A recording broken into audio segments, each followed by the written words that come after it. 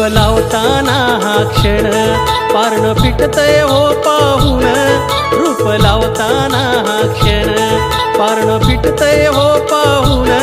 देव निघाल देवळातून नि बसलं पालखीमधी जाऊन,